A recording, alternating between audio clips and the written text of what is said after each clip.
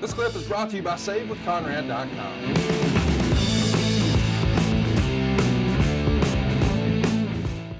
And over the course of time, you know, the WWE Hall of Fame has become a pretty big deal. And there's often been talk and discussion about, hey, we got to put the Ultimate Warrior in.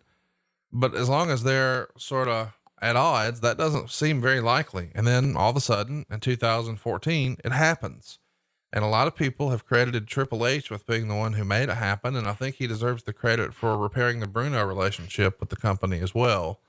Warrior's return is mostly brokered, I believe, by the video game 2K, who wanted to make him a playable character in their video game. And Triple H, I guess, takes care of pretty much everything else on the WWE's end. I know you weren't involved in the day to day at that point, but were you surprised to see the company mend fences with Warrior and involve him in the Hall of Fame? Were the fences really mended, Conrad, or was it just another way to get more spotlight on the Hall of Fame and create a bigger attraction? The fences are never mended. The fences are never going to be mended. But to again, I use this term, and I'm not degrading you, but all those little Conrads, all those talk, all the little stingers out there, all those things. Look, it was a nostalgic thing. You know, to see him in the Hall of Fame was going to be a feel-good moment for some.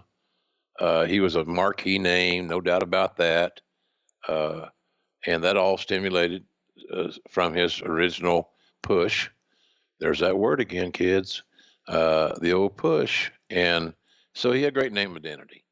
And that was the deal there. So was I totally surprised? No. If I had been, they said, he's going to have one more match, then I would have been shocked. But the fact that he was going to the Hall of Fame, I thought was somewhat benign and harmless. Even he can't screw this up. He makes it in the Hall of Fame. It's a big deal. It's pretty cool that fans get to play him as a video game character as well. I got to admit, the little Conrad in me was very excited when I saw the commercial for the video game. And it's interesting that Triple H is the guy who, you know, we saw on TV, especially in this era, a lot as a member of the Authority or the leader of the Authority. He would say, you know, what's best for business. And Triple H is definitely doing what's best for business, because for years prior to this, he'd always been very outspoken about the Warrior and not always the biggest fan. But it happens. April 5th, 2014, Warrior goes into the Hall of Fame and he walks onto the stage with his two daughters. What'd you think of his speech that he gave at the Hall of Fame? I love the fact that his daughters were with him. I thought that was a proud moment for the little girls. Something they'll never forget. So there's a video of it, obviously, that they can watch and remember their dad. I think that was very sweet. Thought it was a good deal. Maybe the most impressive thing that I saw Warrior do in his entire career was publicly show his love for his children. Yeah. I was impressed with that. I was impressed as hell. So I give the devil his due in that respect.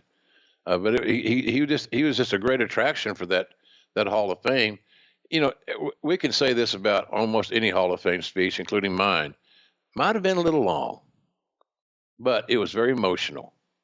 And the thing that I remember, as I said, about the two little girls, the love a father shows their children on this very special moment, somewhat of a closure maybe, and maybe the healing can start now.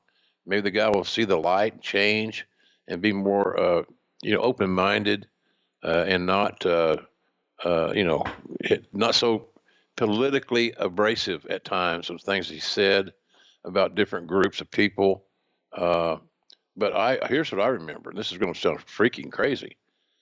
He was sweating like he was going to the electric chair. Yeah.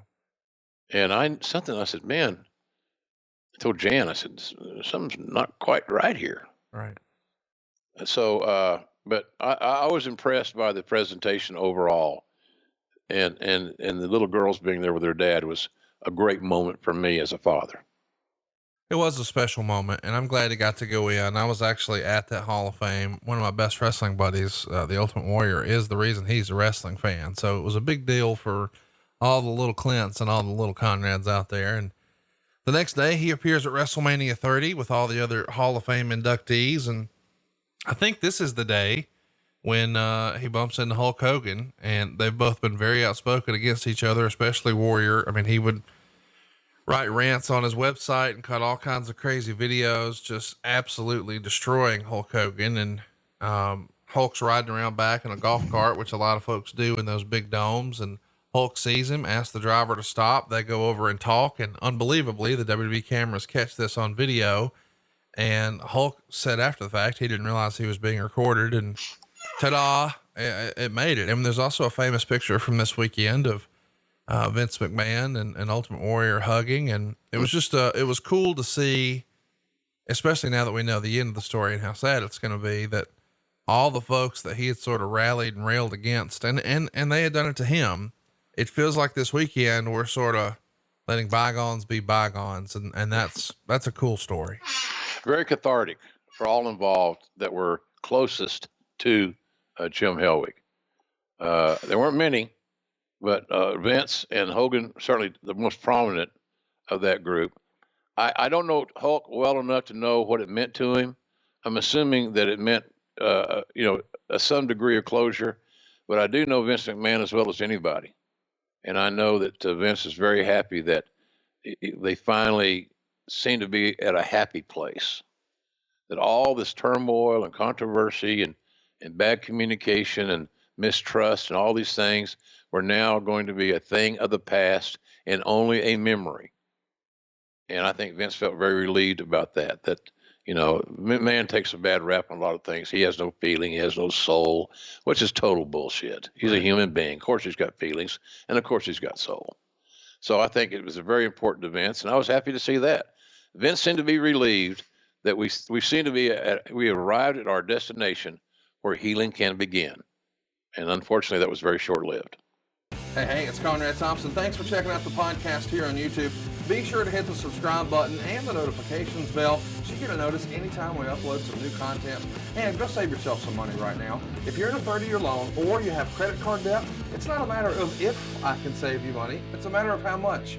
Find out right now for free at SaveWithConrad.com.